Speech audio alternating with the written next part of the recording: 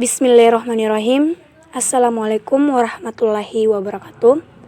Perkenalkan, nama saya Laura Indah Lestari, Prodi Kewirausahaan kelas B 2020. Baiklah, di sini saya akan memberikan suatu kesimpulan dari beberapa materi administrasi bisnis yang telah diberikan oleh dosen pembimbing. Baiklah, pertama saya akan menyimpulkan materi dari perkembangan dan pemikiran ilmu administrasi. Istilah administrasi secara etimologis berasal dari bahasa Latin administration, yang dapat berarti pemberian bantuan, pemeliharaan, pelaksanaan, pimpinan, dan pemerintahan, pengelolaan. Di Italia, istilah ini berkembang menjadi administration di Perancis, Inggris, dan Jerman. Administrasi menurut ilmu adalah suatu ilmu yang mempelajari aktivitas manusia yang bersifat kooperatif dan bagaimana cara-cara merealisasikannya yang terkumpul secara sistematis. Administrasi sebagai seni merupakan proses kegiatan yang perlu dikembangkan secara kontinu, agar administrasi sebagai suatu cara untuk mencapai tujuan yang benar dapat memberi peranan yang diharapkan. Perkembangan administrasi dan manajemen sebagai seni itu penting diketahui, karena perkembangan tersebut selalu dipengaruhi oleh perkembangan masyarakat, ia dinamis. Dan sebaliknya, kedinamisan masyarakat yang dipengaruhi oleh dinamika administrasi. Secara historikal, perkembangan administrasi dan manajemen sebagai seni itu didasarkan kepada pengetahuan manusia modern serangga tentang kejadian-kejadian di masa lalu pada kebudayaan tertentu pula. Perkembangan administrasi dan manajemen sebagai ilmu pengetahuan merupakan salah satu cabang ilmu pengetahuan, tepatnya ilmu-ilmu pengetahuan sosial dan sebagainya. Baiklah, itulah kesimpulan dari materi perkembangan dan pemikiran ilmu administrasi. Baiklah, saya akan menyimpulkan untuk materi yang kedua, yaitu bisnis dan ilmu administrasi bisnis. Bisnis adalah pertukaran antara pembeli dan penjual. Seorang pembeli mempunyai kebutuhan terhadap barang atau jasa tertentu dan akan menukarkan uangnya kepada penjual, kepada produk yang dibutuhkan. Di pihak lain, penjual berperang sebagai pertukaran dengan harapan memperoleh keuntungan untuk menjaga kelangsungan usaha dan memperbaiki standar kehidupan. Pembeli secara komersial maksudnya bahwa kegiatan memproduksi tersebut untuk mendapatkan keuntungan ganda dalam arti luas, yaitu untuk menjaga kelangsungan perusahaan.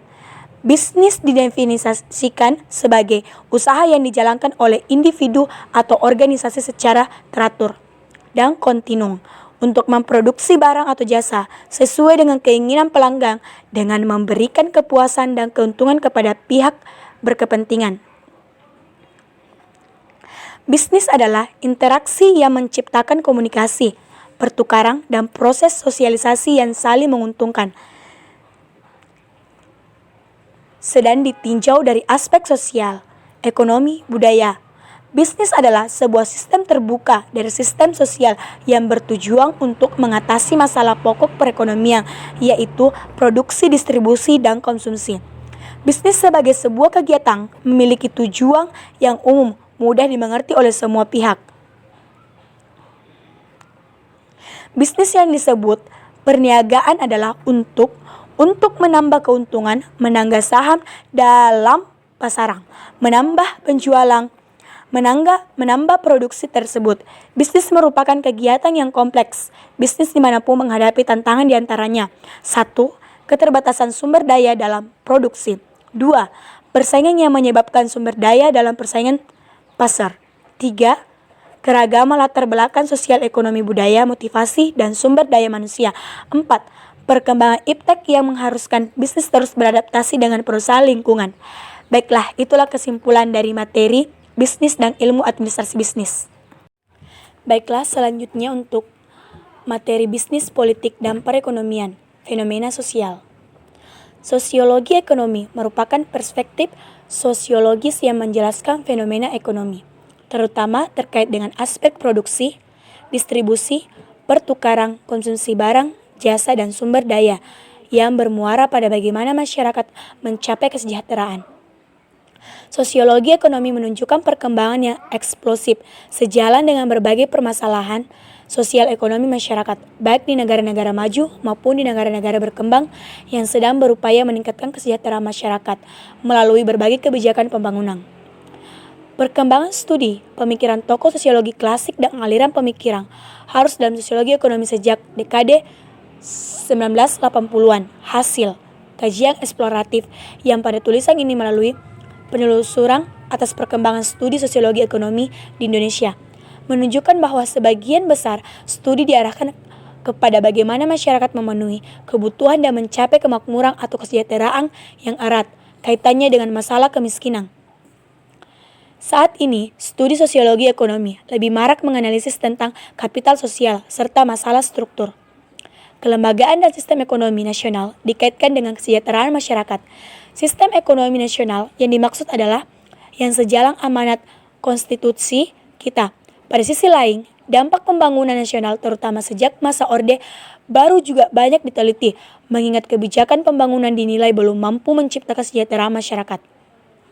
Bahkan, terkesan belum berhasil menciptakan eksklusivitas dalam pembangunan nasional, berlandaskan pembangunan model negara kesejahteraan, dengan indikator utama berupaya pemerataan pembangunan. Perkembangan pemikiran sosiologi ekonomi antara lain ditandai oleh berkembangnya pemikiran dan teori tentang ekonomi, yang melihat cara kerja sistem ekonomi dengan menekankan pula pada aspek non-ekonomi. Pada beberapa dekade belakangan ini, perkembangan studi sosiologi ekonomi semakin tumbuh dan berkembang sejalan dengan fenomena ekonomi yang tentunya tidak lepas dari cakupan aspek sosiologis yang melingkupinya. Pada sisi lain, persoalan ekonomi setiap waktu semakin kompleks dan merambah segi kehidupan non-ekonomi.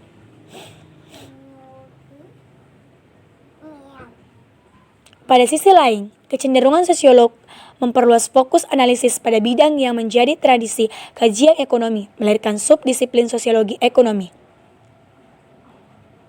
Baiklah, itulah kesimpulan dari materi bisnis politik dan perekonomian fenomena sosial.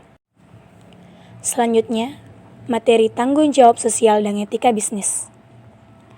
Sebuah perusahaan harus memperhatikan etika bisnis dan tanggung jawab sosialnya. Etika bisnis dapat dilihat dari bagaimana perusahaan mampu bertanggung jawab terhadap lingkungan sekitar, menyejahterakan masyarakat sekitar, dan juga tanggung jawab kesejahteraan sosial termasuk karyawannya.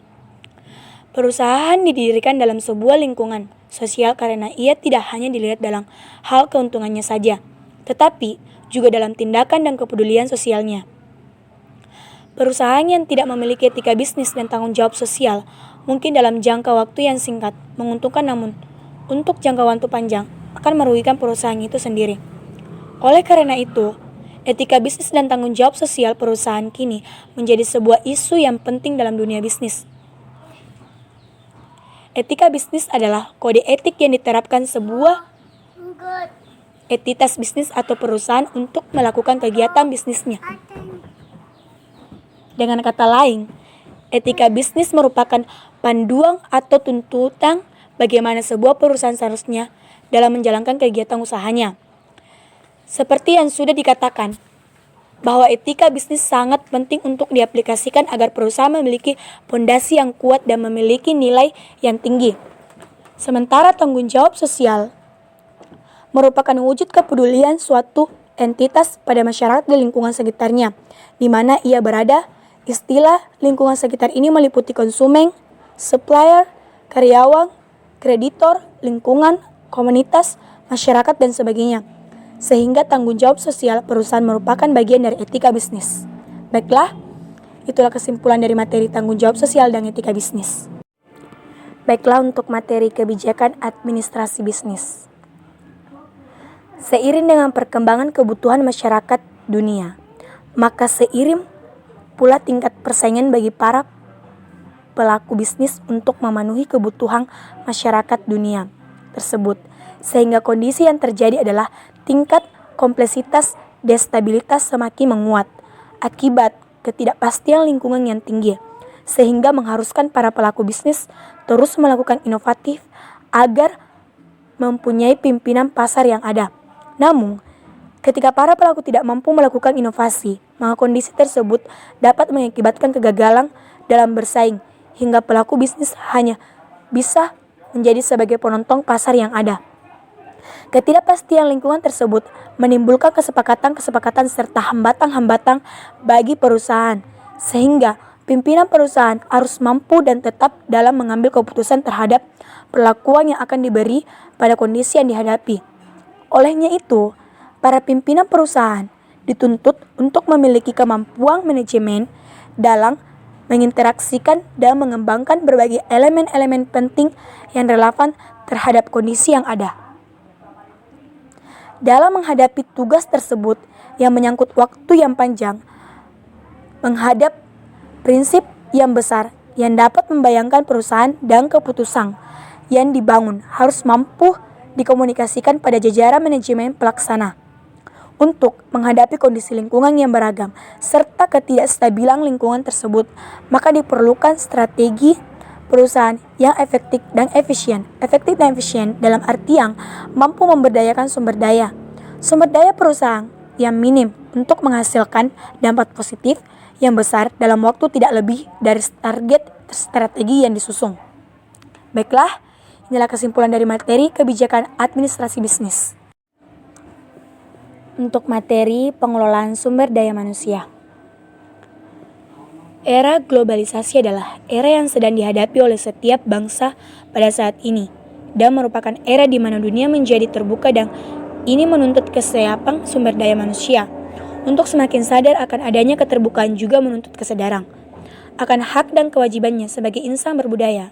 Pengaruh budaya global tersebut secara disadari maupun tidak pada suatu saat akan sampai kepada setiap bangsa di dunia, tidak terkecuali bangsa Indonesia. Oleh karenanya, apapun unsur yang terkandung di dalam era global tersebut menuntut kesiapan suatu bangsa dalam menghadapinya, khususnya kesiapan sumber daya manusia, perkembangan ilmu pengetahuan dan teknologi yang merupakan ciri era globalisasi secara eksponensial akan mengubah dengan sangat cepat cara dan gaya hidup manusia, yaitu dari masyarakat prehistoris kepada suatu masyarakat post-industri. Kondisi semacam itu secara jelas menuntut suatu bangsa untuk mempersiapkan sumber daya manusianya, khususnya melalui bidang pendidikan, melihat fenomena pendidikan yang diselenggarakan oleh pemerintah Indonesia saat ini. Perlu kiranya dilakukan reformasi pendidikan, yaitu mempersiapkan pendidikan yang mampu menghasilkan sumber daya manusia Indonesia untuk dapat berkompetisi dalam abad 21 atau abad milenium ketiga yang ditandai oleh adanya persaingan global yang sangat ketat. Salah satu upaya untuk mempersiapkan sumber daya manusia yang unggul ini adalah ditempuh melalui pendidikan, maka sudah barang tentu bangsa Indonesia akan selalu tertinggal dengan bangsa lain di dunia.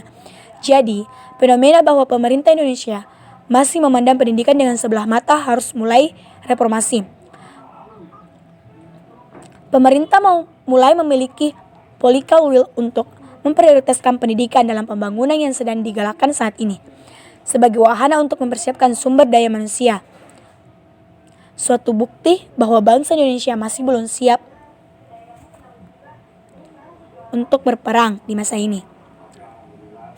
Baiklah, itulah kesimpulan dari materi pengelolaan sumber daya manusia. Materi selanjutnya, memahami kepemimpinan dalam pengelolaan sumber daya manusia. Sumber daya manusia yang ada dengan cara kepemimpinan. Dengan demikian, dimensi kepemimpinan juga berpengaruh terhadap pengembangan sumber daya aparatur yang ada. Dari berbagai kondisi sumber daya manusia di lingkup sekretariat Dewan Perwakilan Rakyat, daerah, kabupaten, Mamuju Utara belum sepenuhnya terwujud. Hal ini dikarenakan masih banyaknya kekurangan, seperti daya inisiatif dan inovasi dari pegawai yang masih rendah, antara lain disebabkan kurangnya pengarahan dari pimpinan, kurangnya dukungan dari pimpinan, serta belum nampaknya pendelegasian wewenang sehingga membuat situasi dan kondisi dalam bekerja belum mencapai hasil yang diharapkan. Observasi awal menunjukkan bahwa pimpinan kurang memotivasi bawahan untuk melaksanakan pekerjaan dengan baik. Kurangnya pemberian arahan kepada bawahan sehingga menimbulkan kebingungan pada bawahan dalam bekerja. Seperti gaya kepemimpinan mengatakan telling yang belum tentu terlihat terutama dalam menjelaskan tugas dari bawahnya yang belum dilakukan secara rinci. Di samping itu juga peran pemimpinan dalam hal menghubungkan juga belum terlihat dengan baik. Karena yang terlihat hanya terjalin koordinasi atau hubungan di antara bawahan. Sementara dengan pimpinan belum terlihat lemahnya kerjasama antara pimpinan tertinggi dengan para bawahannya. Salah satunya disebabkan oleh adanya penempatan pegawai kurang sesuai spesifikasi ilmunya dan cenderung tidak disadarkan sepenuhnya pada analisis jabatan seorang pegawai. Baiklah, itulah kesimpulan dari materi memahami kepemimpinan dalam pengelolaan sumber daya manusia. Materi selanjutnya, memulai bisnis dengan administrasi. Administrasi bisa dikatakan sebagai membantu, melayani, memenuhi, dan melengkapi. Menurut ahli John M.P. Vipor, administrasi adalah digunakan untuk sistem pencatatan, perorganisasian, pengelompokan, dan pembuatan data yang didapat dari sumber manusia dan bahannya untuk mencapai tujuan yang diinginkan. Beberapa fungsi administrasi, tujuan yang ingin diperoleh disertakan dengan beban kerja yang ada. Pekerjaan terbagi secara efektif. Fungsi administrasi sebagai tata usaha adalah mempermudah pekerjaan laporan atau persiapan dokumen sehingga mempermudah kerja manajerial. Perusahaan lebih terarah dan lebih terstruktur bila bekerja sama dalam kelompok kerja. Manajemen yang tepat akan menyelesaikan tugas lebih efisien.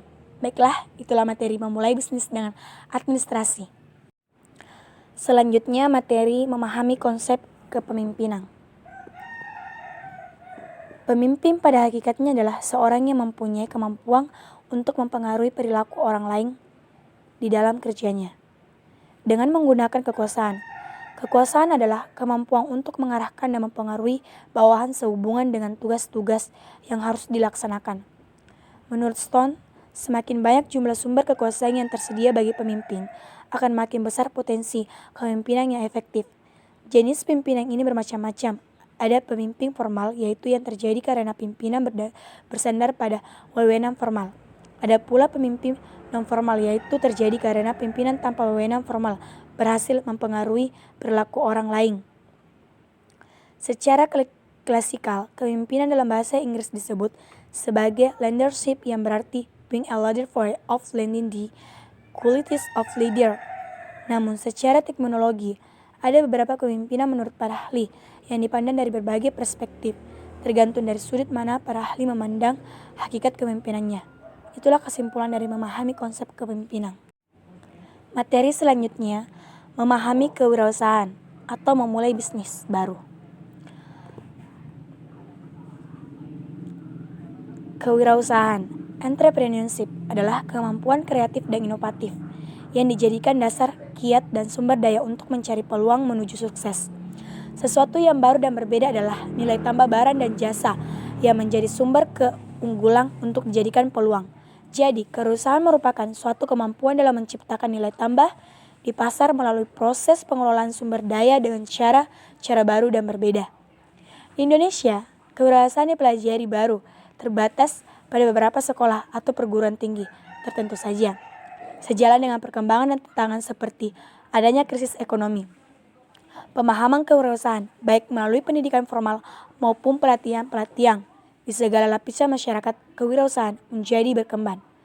Orang yang melakukan kegiatan kewirausahaan disebut wirausahaan. Muncul pertanyaan mengapa seorang wirausahaan entrepreneur mempunyai cara berpikir yang berbeda dari manusia pada umumnya. Mereka mempunyai motivasi, panggilan jiwa, persepsi dan emosi yang sangat terkait dengan nilai-nilai, sikap dan perilaku sebagai manusia unggul. Mempunyai motivasi, panggilan jiwa yang membuat mereka berbeda daripada manusia umumnya. Itulah kesimpulan dari memahami kewirausahaan atau memulai bisnis baru. Selanjutnya, bisnis dalam dunia tanpa batas. Bisnis internasional merujuk pada kegiatan membeli, menjual, dan perdagangan barang-barang dan jasa melintasi batas-batas negara. Jatuhnya penghambat politik dan teknologi yang baru memungkinkan perusahaan-perusahaan menjual produk mereka ke luar negeri. Salah satunya adalah Starbucks. Starbucks menyajikan produk yang jutaan pelanggan yang tersebar lebih dari 24 lokasi di 75 markets. Internet dan kemudahan dengan aplikasi mobil yang bisa dikembangkan beberapa negara memudahkan akses pasar global dibandingkan dengan membuka toko. Salah satu contohnya adalah Amazon. Amazon memiliki pusat distribusi from Nevada to Garmin yang memenuhi jutaan orderan dalam sehari dan mengirimkannya kepada pelanggan di segala penjuru. Negara-negara dan bisnis-bisnis ikut serta dalam perdagangan internasional untuk memperoleh bahan mentah dan barang-barang yang tidak tersedia untuk mereka atau tersedia di suatu tempat dengan harga yang lebih rendah. Suatu negara akan menjual barang atau bahan baku yang terlebih untuk mendapatkan dana yang lalu akan dibelanjakan untuk barang jasa atau ide yang di negara tersebut butuhkan. Contohnya, Indonesia merupakan salah satu negara yang memiliki perkebunan sawit terbesar di dunia. Maka daripada itu, Indonesia menjual produk sawit tersebut ke benua Eropa dan lalu dari uang tersebut dibelanjakan untuk membeli barang lain yang dibutuhkan dalam negeri, misalnya daging sapi, beras, dan barang lainnya. Itulah kesimpulan dari bisnis dalam dunia tanpa batas. Ya, selanjutnya untuk materi terakhir yaitu Good Corporate Governance. Good Corporate Governance merupakan sebagai tata cara kelola perusahaan sehat yang sudah diperkenalkan oleh pemerintah Indonesia dan International Monetary Fund (IMF).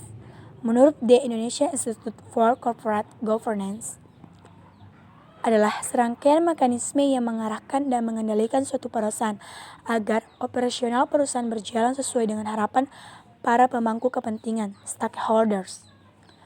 Corporate governance adalah rangkaian proses terstruktur yang digunakan untuk mengelola serta mengarahkan atau memimpin bisnis dan usaha-usaha korporasi dengan tujuan untuk meningkatkan nilai-nilai perusahaan serta kontinuitas usaha.